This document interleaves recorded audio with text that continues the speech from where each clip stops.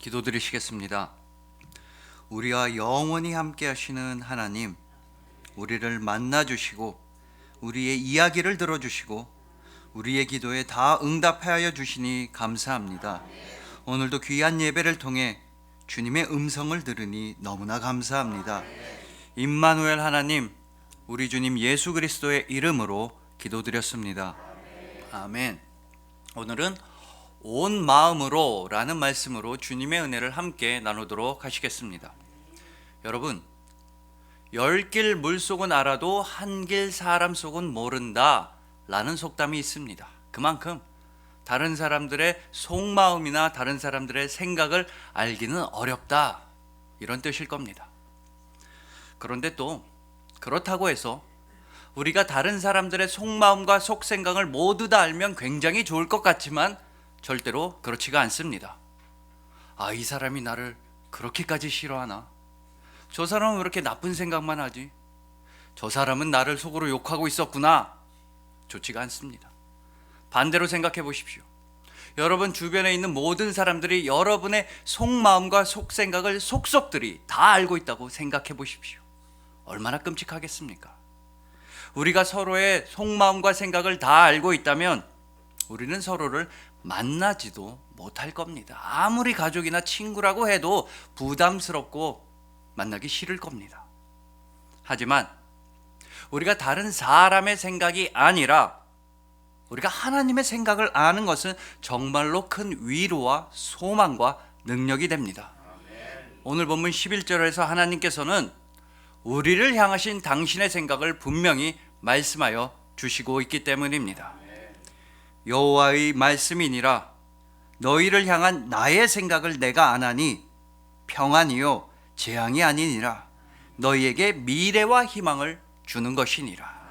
너희를 향한 나의 생각은 오로지 평안이다, 재앙이 아니다. 나는 너희에게 미래와 희망을 주고 싶은 그런 생각밖에는 없다. 이것이 바로 우리를 향하신 하나님 아버지의 마음과 생각이었습니다. 그리고 본문 12절과 13절을 보면 우리를 향하신 평안과 미래와 희망은 오직 기도와 간구로서 이루어진다는 사실 또한 분명히 확인할 수가 있습니다. 여러분, 지금은 참으로 어려운 때입니다. 코로나라는 최악의 질병은 끝이 보이질 아니하고 사람들의 마음속에서는 사랑이 식어져 가며 아동학대랄지 잔인한 살인 같은 그런 범죄와 죄악이 판을 치고 있습니다. 그래서 우리 그리스도인들이 열심히 기도해야만 합니다. 온 마음 다해서 기도해야만 합니다. 우리의 기도를 통하여서 하나님께서는 이 땅에 평안과 미래와 희망을 넘치도록 부어주실 것입니다. 그래서 오늘은 본문 말씀을 함께 살펴나가며 온 마음을 다하는 기도로서 이 세상을 아름답게 변화시키는 우리 모두가 되기를 간절히 소망해 봅니다. 자, 여러분, 오늘 본문 말씀에 따르자면 우리가 기도한다는 건 하나님과 만나는 것이며 하나님과 대화한다는 뜻입니다. 그런 기도가 지금 이 시대에 어떤 의미를 지니는가에 대해서 최근에 접한 한 강연의 내용을 토대로 해서 한번 말씀드리도록 하겠습니다. 여러분, 요새는 코로나 때문에 사회적 거리두기도 하고 있고 또 이른바 집에 콕 박혀 있는 생활을 우리 모두가 하고 있습니다. 외출도 잘 안 하고 외식도 잘 안 하고 모임도 못하는 그런 일상이 계속되고 있습니다. 그러다 보니까 엄청나게 증가한 게 하나 있다고 합니다. 바로 쇼핑입니다. 그것도 집에서 하는 쇼핑이 급증했다고 합니다. 코로나 때문에 마트 가기도 그렇고 백화점이나 시장 가기도 좀 꺼려지다 보니까 집에서 온라인으로 쇼핑을 많이 하고 또 TV로 홈쇼핑도 많이 하고 있습니다. 음식 배달시켜 먹는 것까지 일종의 쇼핑이라고 한다면 요새 우리는 집에서 굉장히 많은 쇼핑을 하고 있는 셈입니다. 그런데 한 연구에 따르자면 인간은 원래 우울할 때, 인간은 원래 슬프고 힘들 때 쇼핑을 더 많이 하게 된다고 합니다. 신시아 크라이더라는 심리학자가 심리과학이라는 학술지에 올린 논문의 제목은 매우 흥미롭습니다. 그 제목은 우울한 사람은 구두쇠가 아니다. 이게 논문의 제목입니다. 우리 인간은 우울해지면, 힘들어지면 돈을 더 많이 쓴다, 쇼핑을 더 많이 한다는 뜻입니다. 요새처럼 코로나 블루, 즉 코로나로 인해서 사회 전체가, 많은 사람들이 우울해지면서 그래서 우리가 쇼핑을 더 많이 하게 된다는 주장인 것입니다. 여러분, 사람들은 우울한 일이 생기거나 좋지 않은 일이 생기면 이 자존감이 떨어집니다. 자신감도 떨어지고 나라는 사람이 못난 사람이 된 것처럼 느끼게 됩니다. 그러면 무너진 자존감을 끌어올리기 위해서 사람들은 소유하기를 선택합니다. 뭔가를 사고 무언가를 가지려고 한다는 것입니다.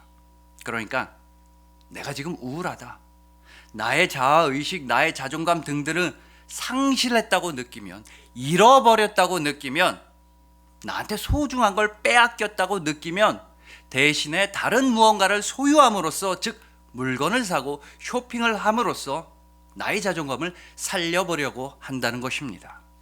그래서 여러분들도 TV나 주변에서 이런 말을 하는 걸 많이 들어보셨을 겁니다. 아, 나 오늘 기분이 안 좋아. 오늘 스트레스 너무 많이 받았어. 이럴 때는 쇼핑이 최고지. 나 옷도 좀 사고 나 신발도 좀 사야겠어. 카드 좀 팍팍 긁고 기분 좀 팍팍 내야겠어. 이처럼 사람들은 우울하면, 기분이 다운되면 뭔가를 가지려고 합니다. 뭔가를 사서 내 것으로 소유하려고 합니다. 그것도 즉각적으로, 즉시 기분을 좋게 끌어올리려고 그래서 쇼핑에 빠져듭니다.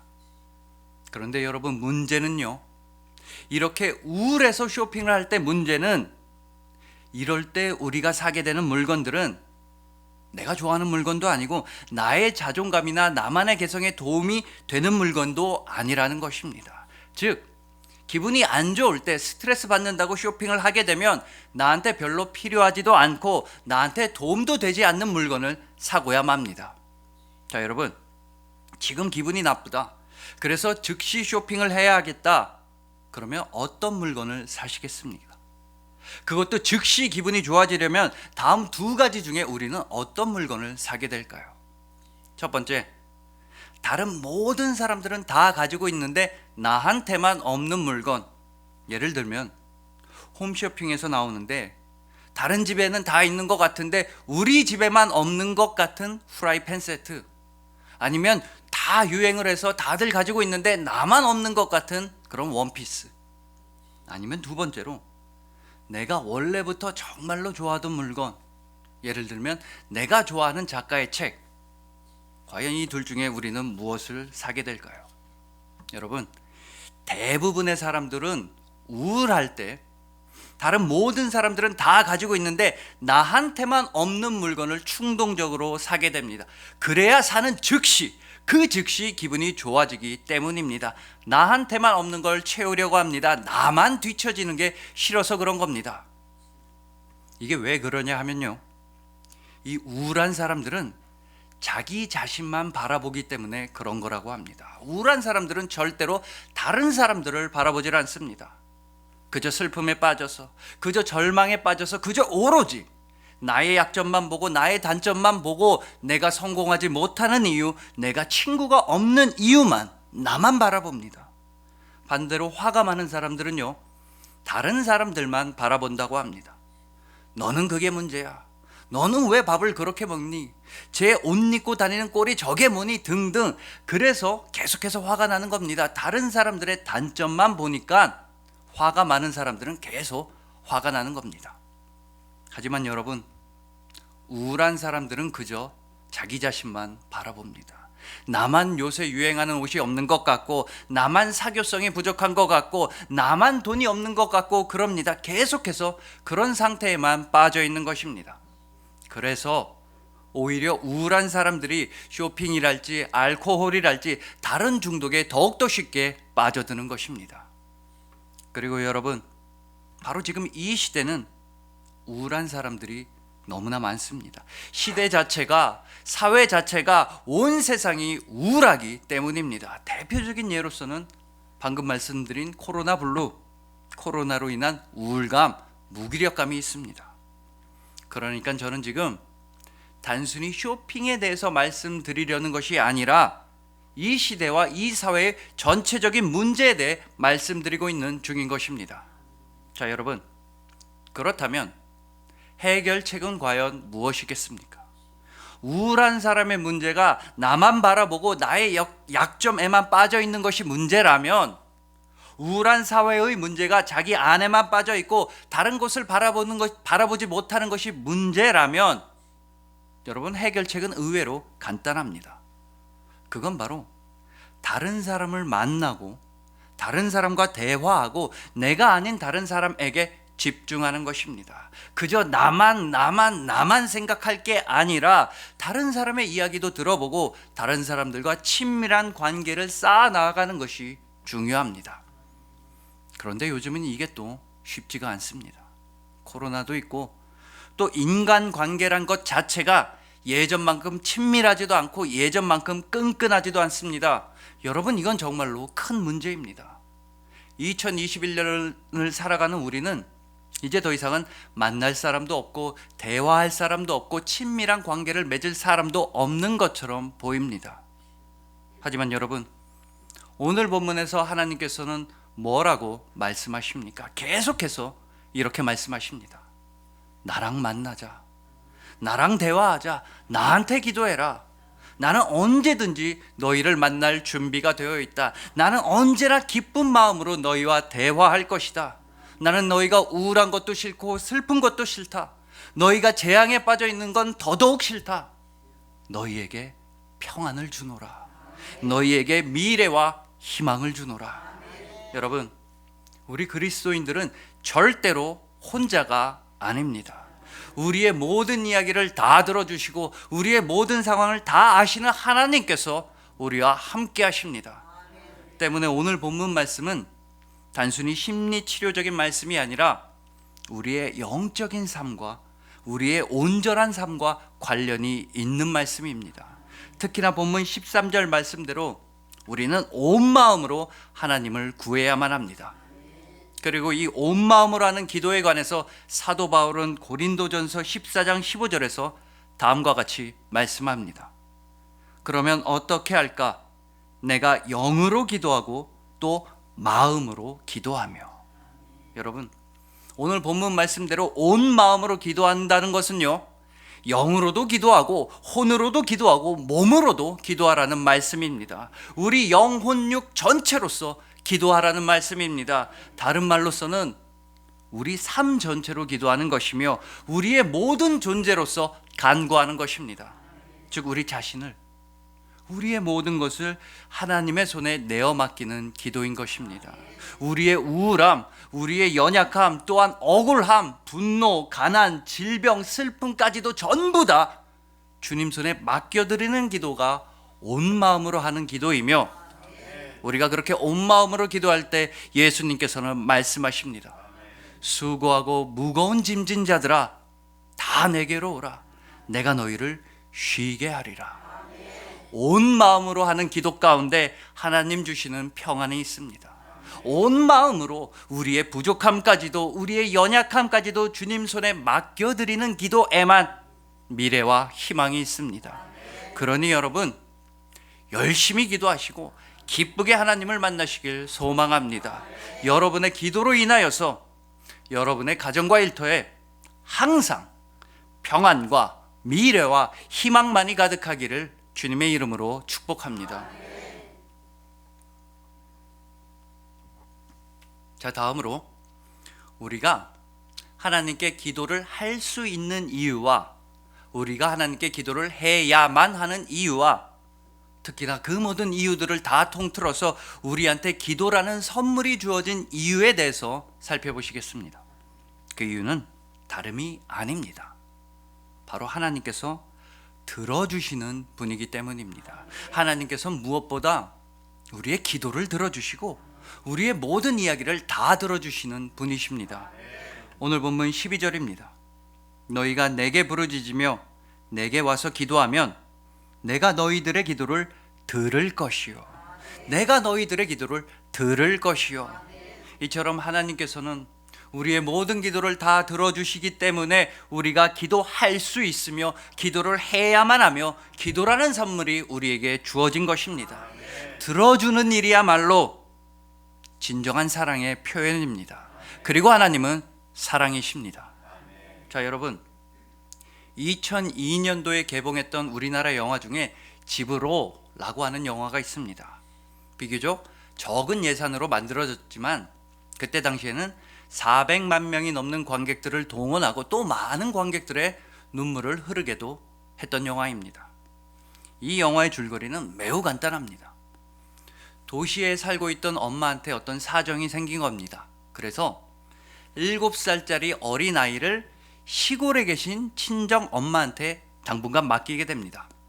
그러면서 외할머니랑 어린 손자 단둘이 살게 되면서 생기는 일들이 영화의 줄거리입니다. 그런데 이 손자가요, 보통 말썽꾸러기가 아닙니다. 벽지에 낙서하는 건 기본입니다. 좁은 방 안에서 롤러브레이드를 막 타면서 정신없게 합니다. 또 할머니가 자고 있을 때 그 틈에 할머니 비녀를 몰래 빼다가 팔아먹기도 합니다. 또 도시에 살던 아이니까 할머니한테 자기는 켄터키 후라이드 치킨이 너무나 먹고 싶다고 졸라댑니다. 근데 시골에 살던 할머니가 켄터키 후라이드 그걸 어떻게 알겠습니까? 할머니는 손주가 닭을 먹고 싶다고 하니까 들에서 산에서 열심히 나무를 캡니다. 나무를 캐서 그걸 오일장에 가져다가 다 팝니다. 그렇게 힘들게 나무를 판 돈으로 할머니는 닭 한 마리를 사서, 살아있는 생닭을 사서 집으로 돌아왔습니다. 그리고 아주 정성스럽게 그 닭을 푹 고아서 손주한테 백숙을 만들어줬습니다. 할머니가 알고 있는 한 닭으로 만든 최고의 요리가 백숙이라서 닭을 먹고 싶다는 손주한테 해준 겁니다. 그런데 이 꼬마는, 이 손자는 이게 무슨 켄터키 후라이드 치킨이냐면서 이 물에 빠진 닭 싫다고, 나는 안 먹겠다고 할머니나 먹으라면서 단 한 입도 먹질 않습니다. 땡깡만 부립니다. 그랬는데도 할머니는 단 한 번도 화를 내지 아니하고 이 말썽꾸러기 손자를 끝까지 보듬어주고 끝까지 사랑했습니다. 그런데 여러분, 저는 최근에 이 영화에 대한 흥미로운 평을 하나 듣게 되었습니다. 이 영화를 보신 분들이라면 아시겠지만 영화에서 할머니는 대사가 한마디도 없습니다. 영화의 설정상 이 할머니는 듣기는 들으시는데, 귀로 들으실 수는 있는데 입 밖으로 말을 하지는 못하는 분으로 나오기 때문입니다. 이게 무슨 뜻이냐면요, 들어주기만 하고 말을 하지 않는 할머니야말로 완전한 사랑의 상징이라는 뜻입니다. 나의 이야기를 다 들어주고 내가 원하는 건 다 해주는 할머니, 그러면서도 엄마랑은 다르게 잔소리는 단 한마디도 하질 않는 그 할머니, 손주를 위해서라면 모든 걸 다 퍼주기만 하는 할머니야말로 우리를 지켜주는 진짜 사랑이라는 것입니다. 여러분, 사랑은 이렇게 시작하며 사랑은 이렇게 마무리됩니다. 사랑은요, 사랑하는 사람의 이야기를 들어주는 것입니다.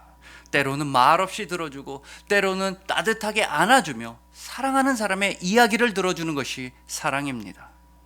다시 오늘 본문 12절을 보시겠습니다. 너희가 내게 부르짖으며 내게 와서 기도하면 내가 너희들의 기도를 들을 것이요. 하나님께서는 우리가 기도하면 우리의 기도를 들어주는 분이십니다. 우리를 사랑하시기 때문에 그러십니다. 하나님은 우리가 찾으면 만나주시는 분이십니다. 우리를 아끼시기 때문입니다. 하나님은 여러분의 이야기에 관심이 있으십니다. 여러분의 기도를 언제나 듣고 싶어 하십니다. 하나님께서는 언제나 여러분을 향해서 사랑의 귀와 사랑의 마음을 열고 계십니다. 언제든 여러분을 만나주십니다. 그러니 온 마음 다해 기도해야 합니다. 이 세상 그 누구도 하나님만큼 우리의 이야기를 들어주시는 분 없으십니다. 우리에겐 오직 주님 한 분뿐입니다. 기도를 통해서 하나님께서 여러분들의 모든 기도를 다 들어주시고, 기도를 통해서 하나님께서 여러분의 이야기를 다 들어주시고, 기도를 통해서 하나님께서 만나주시고 동행하시는 여러분들을 주님의 이름으로 축복합니다. 자, 마지막으로 여러분, 우리가 진짜로 열심히 기도하고 그랬는데 하나님의 응답이 없을 때에는 우리는 어찌해야 합니까? 하나님은 분명히 다 들어주신다고 했는데, 언제든 만나주신다고 했는데, 그랬는데 아무런 응답도 없고 뭐 하나 실현이 되는 게 없을 때에는 우리는 어찌해야 한단 말입니까?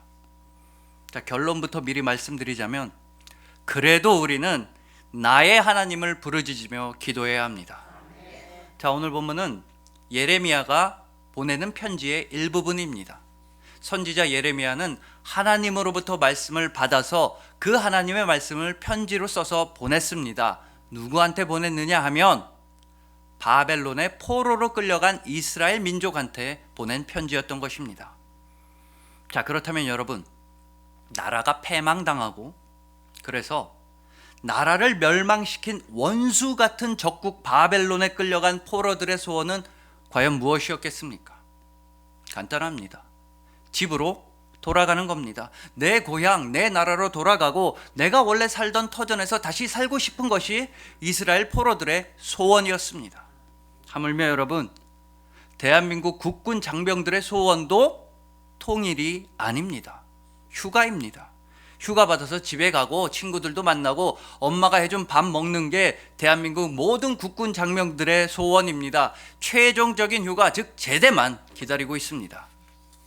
국방의 의무를 다하는 군인들도 이러한데, 나라가 망해서 억지로 끌려간 포로들은 얼마나 집에 돌아가고 싶었겠습니까?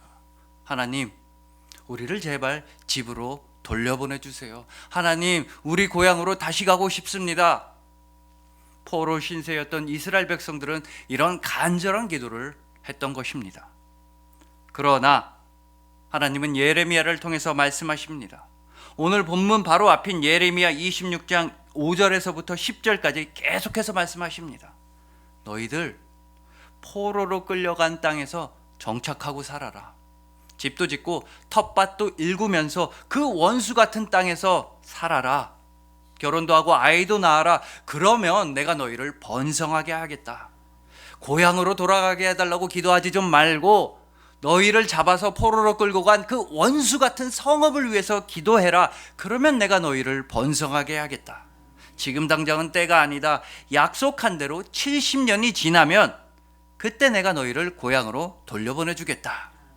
그러니까 포로로 끌려간 이스라엘 사람들의 소원과 하나님의 뜻은 전혀 달랐던 것입니다. 이스라엘 사람들은 당장 고향으로 돌아가는 것이 소원이었습니다. 하지만 하나님의 계획은 그것이 아니었습니다. 즉, 우리의 생각과 하나님의 생각은 다르다는 것입니다.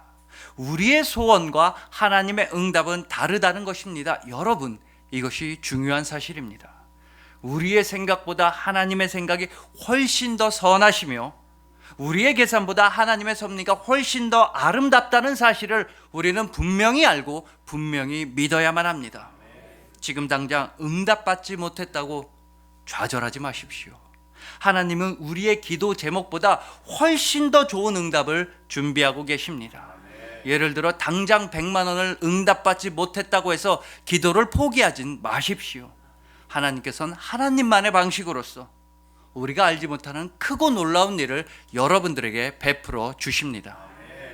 그럼에도 불구하고 아무리 그렇다 하더라도 기도 응답을 받지 못해서 마음이 상하신 분들은 예수님께서 십자가 위에서 하셨던 기도를 한번 떠올려 보시면 됩니다. 나의 하나님, 나의 하나님, 어찌하여 나를 버리셨나이까?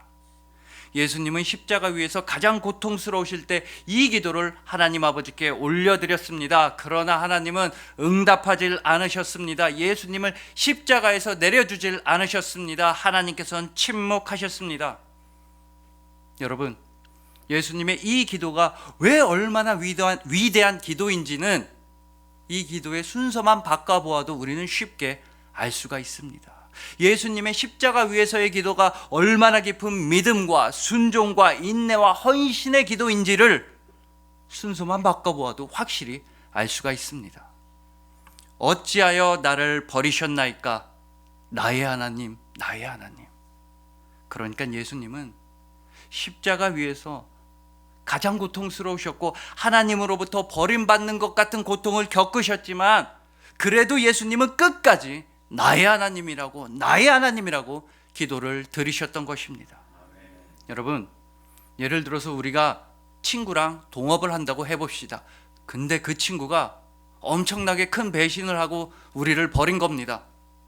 사업은 망하고 사업은 부도가 나고 빚은 산더미처럼 쌓여가고 악랄한 사채업자들은 집안에 들이닥치고 집안 곳곳에 빨간 차압딱지가 다 붙어있고 가족들은 고통받으면서 뿔뿔이 흩어져 살아야만 하는 그런 상황이 찾아온 겁니다.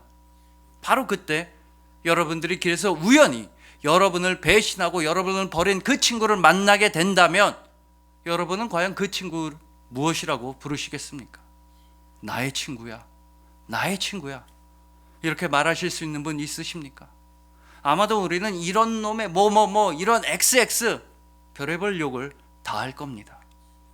그처럼 우리는 하나님으로부터 응답받지 못할 때, 너무나 마음이 아프고 너무나 실망했을 때 나의 하나님이라는 기도가 나오지 않을 때도 있습니다. 하지만 예수님은 가장 고통스러운 순간에도 어찌하여 나를 버리셨나이까 라고 외치시던 그 와중에도 나의 하나님이라는 기도를 하셨습니다.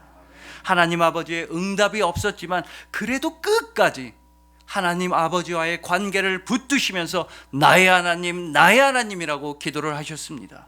죽음의 그 순간에서도 예수님은 원망과 불평이라고는 전혀 없이 나의 하나님, 오직 나의 하나님이라고 기도를 하셨던 것입니다. 여러분, 다니엘의 세 친구 사드락과 메삭과 아벳느고도 마찬가지였습니다. 느부갓네살 왕은 이 세 친구를 협박했습니다. 너희 지금부터 우상 숭배해라. 너희 우상 숭배하지 않으면 불구덩이에 던져버리겠다. 뜨거운 풀무불 안에 집어넣겠다. 그러자 이 세 친구는 매우 담대하게 대답합니다. 왕이시여, 우리가 섬기는 하나님이 우리를 구해 주실 것입니다. 그리 아니하실지라도, 우리를 구해 주지 아니하실지라도, 우리에게 응답하지 아니하실지라도 우리는 오직 우리 하나님만 섬기겠습니다. 이 대답의 결과 세 친구는 뜨거운 풀물불 속으로 던져졌습니다. 근데 느부갓네살 왕이 보니까 분명히 세 사람을 집어 던졌는데 불구덩이엔 4명이 있는 겁니다. 그리고 그 네 번째 사람의 모습은 신의 아들과도 같았으며 하나님의 천사였습니다. 여러분, 하나님은 바로 이런 방식으로 우리에게 응답하여 주십니다. 하나님은 풀무불을 끄진 않으셨습니다. 또 느부갓네살 왕을 죽이지도 아니하셨고 세 친구를 불구덩이에서 탈출시키지도 않으셨습니다. 하나님께서는 그들과 함께 불구덩이로 들어가셨습니다. 하나님께서는 그들과 함께 하시기로 결정하셨습니다. 여러분, 이것이 바로 하나님의 응답입니다. 하나님께서 우리와 함께 하신다. 이것이 바로 우리 기도의 목표인 것입니다. 하나님께서는 우리와 함께 하심으로써 우리에게 응답하여 주십니다. 이처럼 하나님께서는 언제나 여러분과 함께 하십니다. 우리가 불구덩이로 들어가도 함께 하시고 우리가 물구덩이에 빠져도 하나님은 함께 하십니다. 여러분, 정말 최고의 찬송 시편 23편을 한번 떠올려 보십시오. 우리가 사망의 음침한 골짜기를 다닐지라도 우리가 해를 두려워하지 않을 그 이유는 무엇이었습니까? 내가 해를 두려워하지 않을 것은 주께서 내게 많은 돈을 주심이라? 아닙니다. 주께서 내게 멋진 스포츠카를 주심이라? 아닙니다. 주께서 나한테 그럴싸한 아파트를 주심이라도? 아닙니다. 내가 사망의 음침한 골짜기로 다닐지라도 해를 두려워하지 않을 것은 주께서 나와 함께 하심이라. 주께서 나와 함께 하심이라. 우리가 사망의 음침한 골짜기에 간다 할지라도 그때도 하나님은 우리와 함께 하십니다. 주께서 나와 함께 하심이라. 이것이 바로 하나님의 응답입니다. 여러분을 향하신 하나님 아버지의 생각과 마음입니다. 그렇기 때문에 우리는 항상 언제 어디서나 응답받는 기도의 사람이 되는 것입니다. 심지어 사망의 음침한 골짜기에서도 이미 우리는 응답을 받았습니다. 여러분들은 이미 하나님 아버지의 가장 귀한 응답을 받으신 분들입니다. 가장 강력한 응답, 가장 아름다운 응답, 영원하신 사랑의 응답을 여러분은 이미 다 받으셨습니다. 바로 임마누엘 하나님, 우리 주 예수 그리스도께서 여러분과 영원히 함께 하시기 때문인 것입니다. 우리와 함께 하실 뿐 아니라 예수님은요, 우리를 위해 직접 사망의 음침한 골짜기로 내려가셨습니다. 십자가에서 우리를 위해 죽으셨습니다. 그리고 우리를 위해 부활하셨습니다. 오로지 영원히 우리와 함께 하시기 위함이었습니다. 예수님은요, 우리와 영원히 함께 하시려고 우리에게도 영원한 생명을 주셨던 것입니다. 오직 예수 그리스도 임마누엘 그분께서 여러분과 영원히 함께 하시는 것입니다.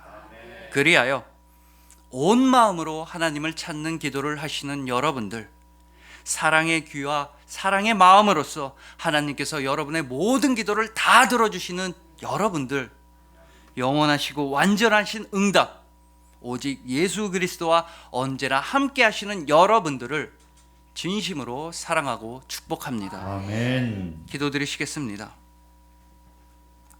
우리와 영원히 함께 하시는 하나님, 우리를 만나 주시고 우리의 이야기를 다 들어주시고 우리의 기도에 응답하여 주시니 감사합니다. 아멘. 나의 생각보다 훨씬 더 좋으신 응답을 예비하시고 아멘. 세상의 계산보다 훨씬 더 선하신 응답을 베풀어 주셨습니다. 아멘. 가장 좋으시고 가장 선하신 응답, 바로 예수 그리스도, 영원한 사랑과 생명의 주님을 우리에게 보내셔서 아멘. 하나님은 응답해 주셨습니다. 아멘. 예수님을 믿게 하셨기에 아멘. 우리는 이미 응답받았습니다. 아멘. 예수님을 사랑하기에 우리는 벌써 응답받았습니다. 아멘. 예수님과 함께 있는 모든 것이 하나님의 나라임을 감사함으로 고백하며 아멘. 임마누엘 하나님, 우리 주님 예수 그리스도의 이름으로 기도합니다. 아멘. 아멘.